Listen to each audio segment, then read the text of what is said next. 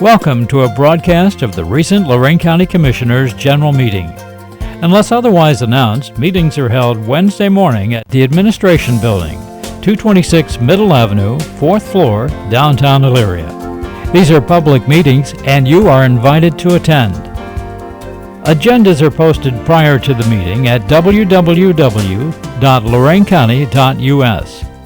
Click on Departments to see the Commissioners page, then click on View Agenda.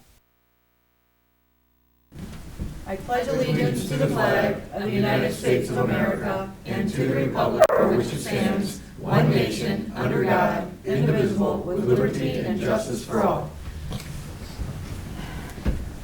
Good morning, everyone, and welcome to the May 20th meeting of the Lorain County Board of Commissioners. Bev Beidelman is not here today, so I have a proverb that I read this morning. It's Proverbs 15:24 through 26. The path of life leads upward for the wise. They leave the grave behind. The Lord tears down the house of the proud, but protects the property of widows. The Lord detests evil plans, but delights in pure words. So, amen to that, and hopefully everybody's going to have a very safe and happy Memorial Day this coming weekend. So. Commissioner Lundy, do you want to do the dog this morning? You got quite a dog there. He's very good dog. You missed all the tricks he was doing this morning. How come you haven't taken any of them home? Well, I got two big ones already. This is a lab hound, and as you can tell, he's very shy. No energy, right? So, and we found him in Vermilion, and we believe you're going to tie me up, right? Yep. You're going to go back around this way. He is about a year old. You can tell has great personality, a lot of energy. You don't have to worry about taking him for a walk. He'll take you for a walk. And give us a call at the kennel. We want to make sure that this guy finds a good home and hopefully a nice big yard to run in, right?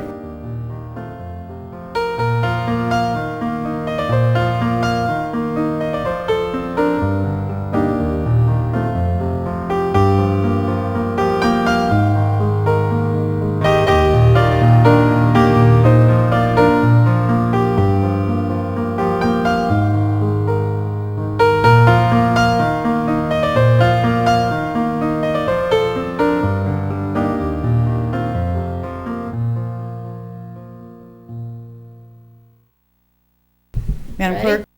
Under Resolutions Number 1, Investments. So moved. Second. Discussion. Ms. Kowski. Aye. Mr. Lundy. Aye. Mr. Kalo. Aye. Appropriations. So moved.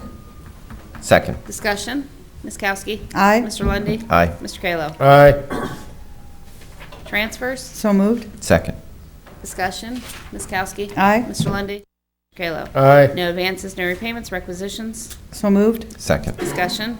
Ms. Kowski. Aye. Mr. Lundy. Aye. Mr. Kalo. Aye. Travel. So moved. Second. Discussion. Ms. Kowski. Aye. Mr. Lundy. Aye. Mr. Kalo. Aye. Bills. So moved. Second. Discussion. Ms. Kowski. Aye. Mr. Lundy. Aye. Mr. Kalo. Aye. Under the Commissioners, authorize various personnel actions as indicated on the summary sheet for employees within jurisdiction of Lorain County Commissioners. Mr. Cortez. Good morning, Madam Commissioner. I actually do have a minor amount of personal stuff. Potential new hire, Job and Family Services. Now my mic isn't working, I don't think. And also ongoing litigation. Both of those topics are allowable under Sunshine Law for executive session discussion, so that's at the conclusion of the regular board meeting. Say we go into executive session, we talk about those two issues. No Thank you. real estate? I don't think so. Okay. If you want an update, then we can add it. I can give you an update on some of that. So, Yeah, I kind of would like to hear. what's okay, going then on we'll with add the potential sale and purchase of real estate. Okay. Approve and waive the reading of the minutes of May 13th. that. So moved. Second. Discussion. Ms. Kowski. Aye. Mr. Lundy. Aye. Mr. Kalo. Aye. Document look-back measurement period for Affordable Care Act mandate. So moved. Second. Discussion. Mr. Cortez, do you want to talk about the look back? I want to thank Mr. Innes for working diligently on this. I understand it, but he got the final product done, and I would really just rather yield to him, and he can explain it to Okay. you. Jerry? So what happens now under the Affordable Care Act? Any employee who averages 30 hours a week of work is entitled to be offered health insurance. so that you don't have to go for month to month. We've kind of unofficially been operating under a year look back, and although the law doesn't require us to formally adopt a resolution, I've recommended that we do that, and it took us a while to develop the language. So what happens is, as of January 1st, we look at every employee and, you know, just based on their past history, make a determination whether we expect them to work 30 hours a week during the next year. If they do, then we should offer them health insurance. After a year, we actually look at what they actually did for that year, and then based on actual performance, that's what we do ongoing.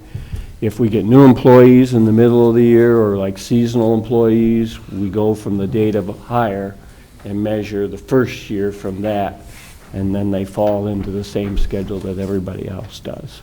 So it's just better for everybody, because instead of trying to go from month to month and figure every month what people are doing, it gives you a whole year to evaluate everybody. This really comes into play at places like the detention, where they have people that don't work a full-time schedule, but occasionally fill in, and they'll have 30 hours in a few weeks in a row, and then they'll be back down to 20 hours or so. So this allows us to control the benefits a little bit better under the ACA. We've talked about many of these things over the last 2 years. You're going to be seeing more and more of this. It's becoming more and more complicated. A lot of it was delayed, but piece by piece it's rolling out. I'm not sure if it's better to roll out a piece at a time or to just have it land on us and get through it. You know, I've talked to you about spousal carve-out before. I've talked to you about some of the needs to look at some of the benefits in the program. Ernie, they're having a problem in the back there. So we're not trying to avoid health care for anybody. We're just trying to manage the plan as allowable under the ACA. But we have multiple jurisdictions in our plan. How do we, does each jurisdiction have to apply this? It's basically each employer. And for us, the county is considered the employer. Even though there's individual hiring authorities, the auditor, the treasurer, the recognized authority is the county. Mm-hmm. So that's all we're responsible for. Let's say Sheffield Village, mm-hmm. They're a contracted entity right. into our group health plan. They're responsible for their practices, policies, and procedures okay. that affect their employees. Okay. Now, I have spoken to a few of those. Excuse me. Sorry. I've spoken to several of them with regard to what they may do. I can only give them some advice. We're not responsible. As counsel has indicated to me, they need to talk to their legal departments. Okay. I've set them in the right direction, but I don't want to give them a policy. And hopefully they'll all adopt policies that work for them. The entities that are going to struggle the most are the ones with part-time firefighters that usually are full-time someplace else. I'm surprised how many are shared throughout the jurisdictions. So they got to balance a lot of that and their contractual needs. But if they need some help, we'll advise them, but they have to develop their own final product and pass it by ordinance. Okay. I would also mention that Jim and I have talked about, where do we go from here? Because there's a lot of practical paperwork questions and everything, and we've talked about seeing if we can get somebody in to kind of talk to all the participants in our program and try to give them some practical. We're going to put on a little symposium, invite those that want to come in to talk about what they really should be doing to effectively manage their benefits for their employees. I think we're going to have people from Benish do that, right? Yeah, that's what we've talked about. That hopefully we'll do that in the coming weeks. We also have a new SPD summary plan description that you're going to have to approve in the coming weeks that incorporate the requirements of additional coverage and minimum coverages under the ACA. For us, being a self-funded plan, ACA is costing us money. There's no doubt about it. And we're getting ready to have to pay our risk management pool fund, which was going to be in excess of $250,000 to pay that. That's it's like a luxury tax almost on healthcare. So a lot of these things are going to be affecting us over the next few years. Rather than driving down our cost of healthcare, it's going to drive up our cost of care. Now, that's at the expense of universal care supposedly, and at the end of the road, we're all supposed to see lower costs because everybody's on it. I don't know if that's going to be very accurate. All I'm seeing is the numbers ticking up. Maybe when it's fully implemented, we will see a decrease, but I find that highly unlikely. So it's making it more challenging for us to balance these benefits and the costs that we have to incur to continue to deliver these services. We need to be prepared for that. Don't get me wrong, we're healthy, we're financially stable, the plan is sound, but I would rather not be paying all these things. Right. Yeah, I know it's controversial, but I think in the long run, hopefully things will balance out and the market will be competitive because, the insurance companies certainly weren't going to take things upon themselves to try to go out of their way to help workers. And, we did the Medicaid expansion, in Columbus, and boy, just helping so many more Ohioans. And folks can't get to work. They can't be a productive member of society if they're not healthy. And there's going to be a lot of bumps along the way and painful bumps, to say the least. But hopefully in the end it'll all work out. And I think the other part that when we talk about healthcare kind of gets lost in the discussion is we still have over probably 40% of Ohio workers who go to work every day and can't even get a paid sick day. And when you have a lot of single parent families where they can't take time to make sure they're home with a sick child or make sure that they're able to get the proper exams so that they can detect any health issues early and hopefully save on long-term costs, that's the sad thing. So hopefully things will get better in that arena too, with more employers realizing the important value of paid sick days for employees. I think it's kind of relative, like Medicare didn't roll out the easiest program in the world either, but if you told people you're taking away their Medicare, they'd be screaming from the rooftops. So it's just going to take time for the Affordable Care Act to roll in and do what it's supposed to do. I'm not putting down the ACA commissioner at all. I think everybody should have access to affordable care, and I do understand driving primary care away from the emergency rooms.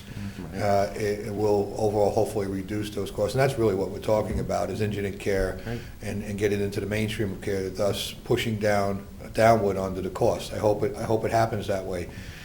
To put it in perspective, I anticipate us spending somewhere in the neighborhood between $35 and $37 million this year on the entire group. That's not just the general fund of the county, but it's a big plan, and it's a lot of money we're balancing, and there's only a few of us doing it part-time occasionally. So it's a lot to keep up with, but you're going to be seeing more and more of it. I just want to prepare you for that. And if you have any more questions on this, we can talk further, because you may get questioned by some of our supporters out there with regard to this. But you're doing nothing more than adopting the policies and procedures that are allowable under the ACA to properly manage your self-insured health care plan. Okay. Ms. Kowski?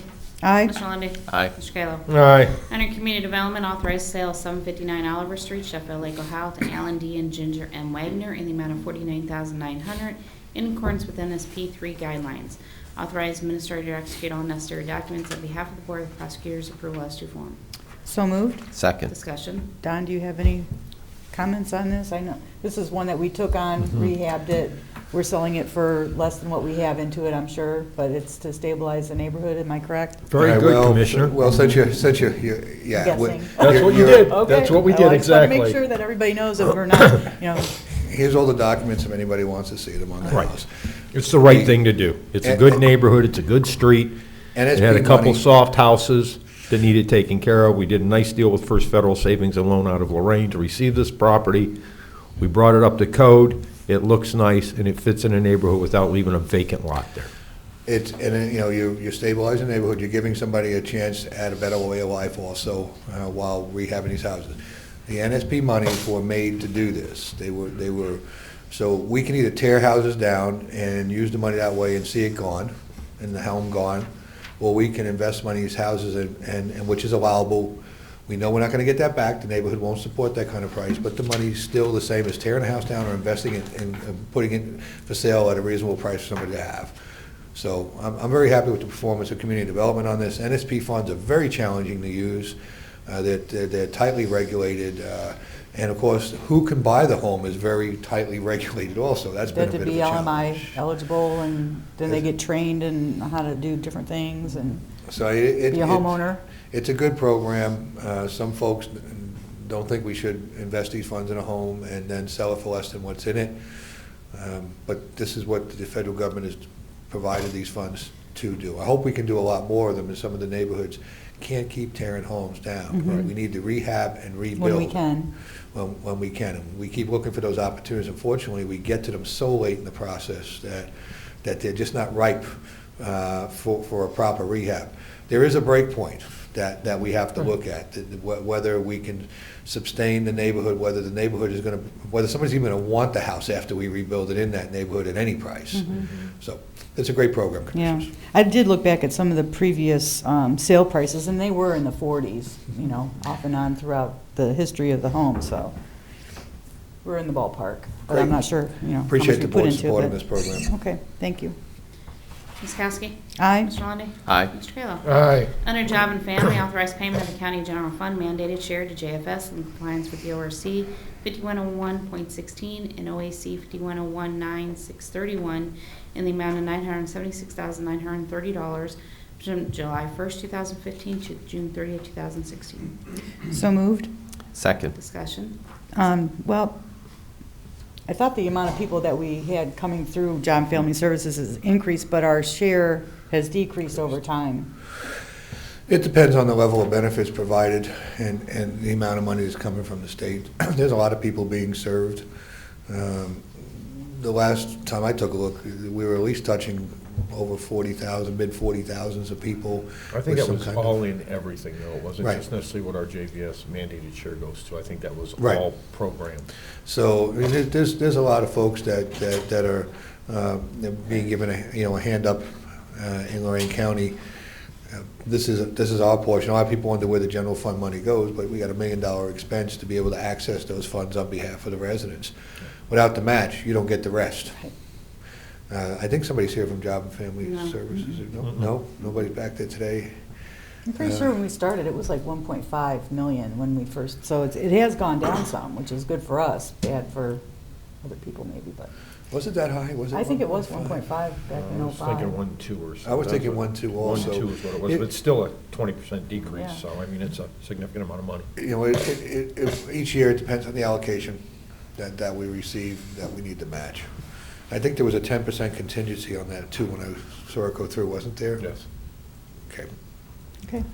Ms. Kowski? Aye. Mr. Lundy. Aye. Mr. Kayla? Aye. Under CBCF, authorized execution of third amendment of sublease with respect to CBCF and Ohio Department of Rehab and Correction Project 15 CBCF 004, an aggregate amount of $1,147,000.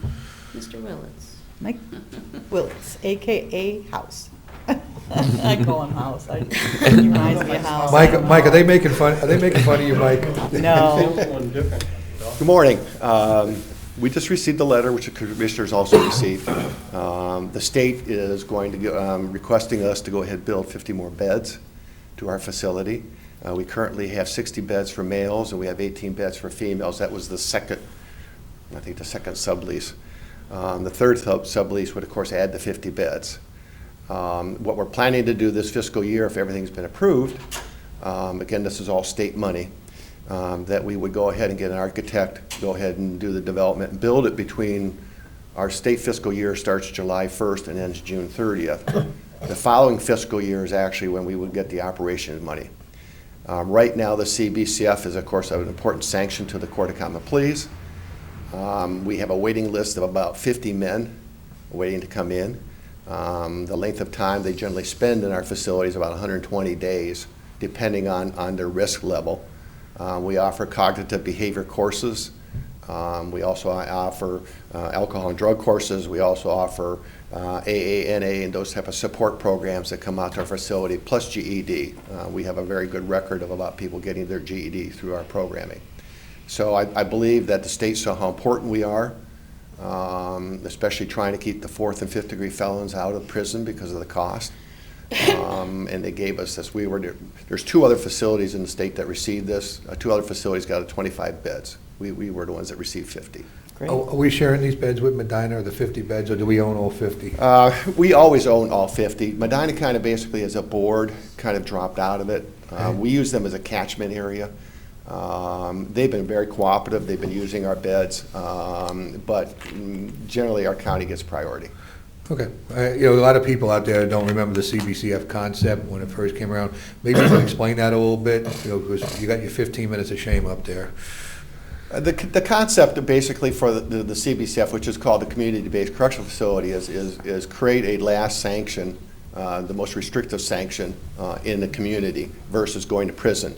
Generally, the offenders that we have in our facility are people that are one step before going into the institution. The judges use us, again, the most restrictive.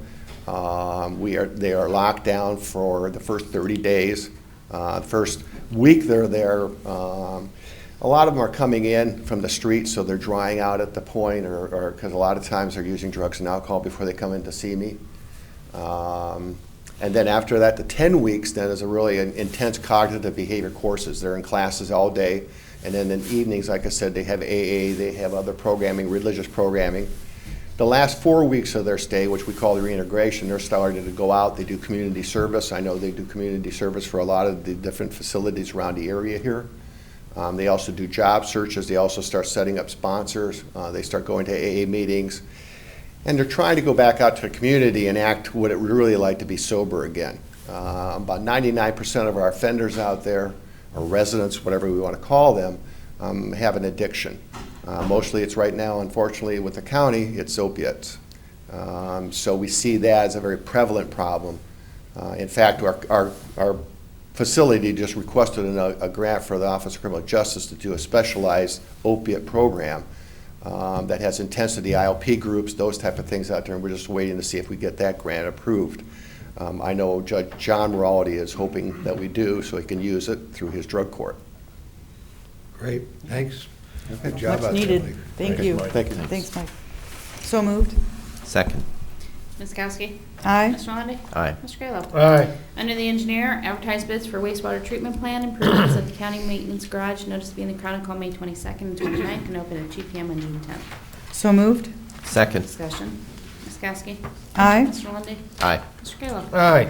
Award contract to Smith Paving and Excavating, Inc., Norwalk, in the amount of $351,205.65 for safe routes to school project, Sheffield Township. This was the only bid received on May 6th. Issue notice to proceed on or before June 12th and complete on or before August 18th. Authorized minister to notify the auditor to release retainage at completion of project. So moved. Second. Discussion. Ms. So Kowski? this Oh, this was the only bid received, and came in close to what our projected estimates were. Mr. do you have Mr. any- I really actually can't comment on that. Maybe Bob could. Contractors. I usually don't really chase down the engineer stuff, so. I'm just miffed by people not wanting to get in on the work. Actually, what we're finding is that this is a federal aid project, so it requires us to bid it in a public circulation for at least 3 weeks, which we did, was in the Chronicle. What we're finding is, I've talked to several because we have a lot of other projects out to bid right now. Contractors are very busy. And the thing I keep hearing over and over is when the economy was slow 4 or 5 years ago, a lot of people that were in the construction trades, they got laid off, they had to find other work. So they had to feed their families and do whatever it takes. They left the construction trades, and the problem are the contractors don't have workforce right now. So we have a bridge project out, and the same thing that we wanted a completion date by the end of the summer. Contractors, we heard this repeatedly, if it has to be done by the end of summer, we can't bid on it. We just don't have the workforce, and we're just too busy. That's a significant issue all the way through the trades. Yeah, the Significant downside issue. for us, that's a problem, and also the problem is we don't get, when contractors are this busy, you're not getting real competitive bids. I Right. mean, like you said, Commissioner, came in right at the engineer's estimate. We'd like to see them way below the engineer's estimate. Okay. Yeah. We need more kids to go to trade schools out of high school than to go to four-year universities at this point, because the trades are suffering. Ms. Kowski? Aye. Mr. Lundy. Aye. Mr. Kayla? Aye. Approve and enter an emergency contract with Dennis Concrete, Wellington, in amount not to exceed $47,055 to provide the emergency repairs to Boone Road Bridge 0040 in Columbia Township and will be paid from the bridge engineering account. So moved. Second. Discussion. Ms. Kowski? Aye. Mr. Lundy. Aye. Mr. Kayla? Aye. Mr. Cortez? I have no further comments this morning, thank you. Mr. Innes? I have one matter of imminent litigation that I would like to discuss in executive session. Commissioners report. I do want to remind everybody that we are still having the Goodwill clothing drive, clothing, purses, ties, shoes, belts, all, whatever you have that you'd like to donate. Don't bring them here to the administration building on the 5th floor, starting on Tuesday. If you have too much stuff that you can't bring in, you can call Goodwill and they will pick it up, and you can call 242-2124. This week has been a lot of evenings of fundraisers. On Thursday, I attended, JVS had for their retiring teachers a fundraiser at Amherst Eagles, and it was a really nice affair. Poggy did the food, and it was really good, and they had a comedian. He was hilarious, so that was a fun event. And then on Friday, the Leary Democrat Women's had a fiesta night, and it was delicious. And Saturday, the chairman's banquet at DeLuca's this year. It was very well attended. Yesterday, we all viewed the Stang Road ditch out in Amherst Township. Elyria Township, I'm sorry. A lot of problems there. A lot of big, huge, wide ditch, and the water standing still, filled with water, not moving it at all. So we have a lot of ditches in Lorain County that need attention, and we will be having our stormwater meeting tonight, if anybody's interested that's here, at 6 o'clock. It'll be here in this room. And then Ted and I were interviewed by Team Lorain County yesterday to talk about the future of Team Lorain County. So I think that's the end of my report. Okay, I think we all covered about the same things I this think week, we except I did. missed JVS. And Right, but you I did think for something now on- else I on did- I can't Thursday. remember. But I think Commissioner Lundy for now on should be our representative for ditch viewings. What do you think? I don't know, you guys both keep it out. I went the whole length of the ditch. I understand he showed up in the same attire that you're famous for. Yeah. I did. I Well, I came had in- meetings with Team Lorain County. I wore my dress clothes. I washed my shoes. It was fine. I wore boots, jeans, they understood. Team You know, Lorain County Lori understood. learned the first time out there. You still haven't learned, so. Well, I normally And do, Matt's but I new, had so he gets a meetings. pass. Yeah. That's me. Yeah. But Matt enjoyed his It was first ditch viewing. We it had a was road good day. vacation. It was a day. beautiful day. It was not too muddy, a little bit, but not bad. So it's been worse. It has. Okay. Go ahead, Mr. Lundy. Oh, yeah. The clerk told me it was a nature walk, so I don't know, a little misleading. there. Sponsored by the Metro Parks. Yeah, exactly. So, first, want to commend the Lorain County superintendents who came together for a luncheon that was sponsored by the Lorain County Chamber of Commerce to update us on what's going on with the challenges with public education. Those gentlemen are not getting much support, quite frankly, from Columbus. A lot of mandates coming down, not much support coming with it. They have a very challenging job, but you know, when we're reaching out to companies to come into this county, we have great schools here, very strong school systems, and the children get a very good education here in Lorain County in our schools. So hats off to the superintendents. Also, the Avon Lake Community Council met at the Avon Lake Library. I was invited to go over there and present a couple commendations from the Board of Commissioners. And it's really a great concept where in Avon Lake they decided with all the organizations and so many activities going on and events so that they could avoid all these scheduling conflicts. They actually get together on a regular basis and try to work out a schedule so that they don't have conflicting events going on and conflicting meetings, and they actually collaborate on things that they can collaborate on.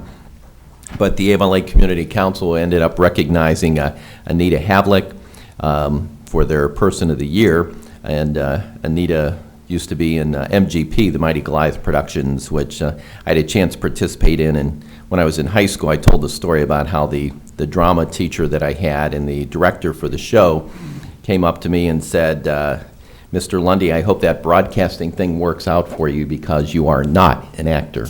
So a little devastating for a teenager, but got through it.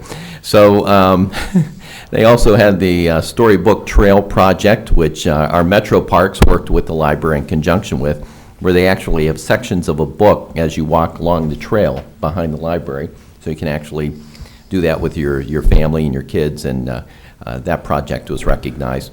the Elyria Democratic Women with the Mexican Fiesta on Friday night. That's always a lot of fun. They do that every year. Saturday, the Lorain NAACP held their luncheon. Charcetta Brown was the speaker there, talking about the importance of unity and the importance of the NAACP. Yes, enjoyed my first ditch inspection, and definitely will make sure that boots are in order next time. And also had the opportunity to be interviewed on the Avon Lake cable system, and very much enjoyed that. They asked me to come over there every once in a while, just give them an update on what we're doing in government. It used to be in state government, now in county government, and it's a great opportunity. It's nice to have a local cable operation that actually, puts information out on a regular basis about what we're doing. We already mentioned stormwater meeting tonight, and then next Wednesday at 11:30 will be our land bank meeting. How about the TID meeting? Isn't that, oh, no, TID meeting's until June That's the following 2nd. That's week. the following week, okay. Along with your annexation hearing and your ditch hearing, and Okay. I got you busy that day. Board correspondence, Move the reading be waived. Second. discussion, Ms. Kowski. Aye. Mr. Lundy. Aye. Mr. Kayla. Aye. Public comment? Anybody have anything for us today? Seeing none, I move that we go into executive session as outlined by both the county administrator and the assistant county prosecutor. Second. Ms. Kowski. Aye. Mr. Lundy. Aye. Mr. Kayla. Aye. This has been a broadcast of the recent Lorain County Commissioners' General Meeting. Unless otherwise announced, meetings are held Wednesday morning at 9:30 at the Administration Building, 226 Middle Avenue, 4th floor, downtown Elyria. These are public meetings, and you are invited to attend. Agendas are posted prior to the meeting at www.loraincounty.us. Click on Departments to see the Commissioners page, then click on View Agenda for a printable copy of the agenda.